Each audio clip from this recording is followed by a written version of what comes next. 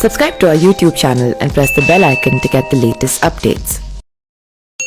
हिंदू धर्म में यज्ञ और हवन करने की परंपरा सदियों से चलती आ रही है और ऐसा माना जाता है कि अगर आहुति डालते समय स्वाहा न बोला जाए तो देवता उस आहुति को ग्रहण नहीं करते हैं। यज्ञ और हवन में आहुति डालते समय स्वाहा जरूर बोला जाता है। इतना ही नहीं, हवन या फिर किसी भी धार्मिक अनुष्ठान में मंत्र पाठ करते हुए स्वाहा कहकर ही हवन सामग्री, अर्घ्य या फिर भोग भगवान को अर्पित करते हैं। लेकिन क्या कभी आपने सोचा है कि हर मंत्र के अंत में बोले जाने वाले शब्द स्वाहा का क्या अर्थ होता है?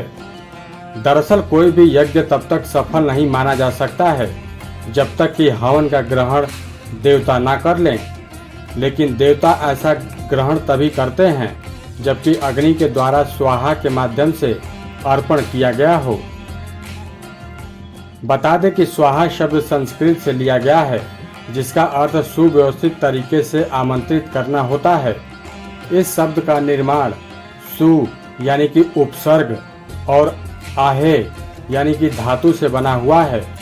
सु का अर्थ होता है अच्छे, सुंदर या फिर व्यवस्थित ढंग से, जबकि आहे का अर्थ बुलाना होता है।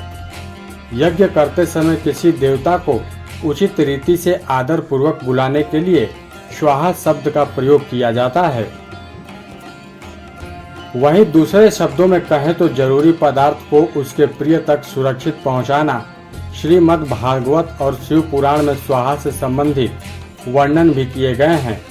मंत्र पाठ करते हुए स्वाहा कहकर ही हवन सामग्री भगवान को अर्पित करते हैं। श्रीमद् भागवत कथा तथा शिव पुराण में स्वाहा से संबंधित वर्णन किए गए हैं। इसके अलावा ऋग्वेद, यजुर्वेद जैसे वैदिक ग्रंथों में भी अग्नि की महत्ता पर अनेक सूक्तों की रचनाएं हुई हैं। पौराणिक कथाओं के अनुसार स्वाहा दक्ष प्रजापति की पुत्री थीं, जिनका विवाह अग्निदेव के साथ किया गया था।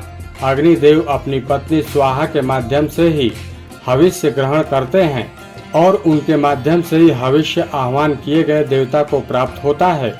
वहीं एक दूसरी पौराणिक कथा के मुताबिक अग्निदेव की पत्नी स्वाहा के पावक पवमान और शुचि नाम के 3 पुत्र हुए।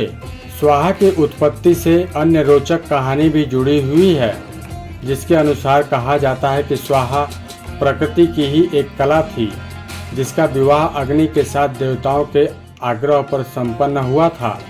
भगवान श्री कृष्ण ने खुद स्वाहा को ये वरदान दिया था कि सिर्फ उसी के माध्यम से देवता हविष्य को ग्रहण कर पाएंगे।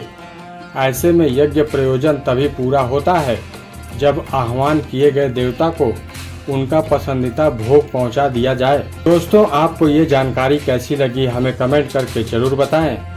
और भी कई सारी ऐसी जानकारियों को जानने के लिए आप हमारे चैनल अमेजिंग वर्ल्ड को सब्सक्राइब जरूर करें।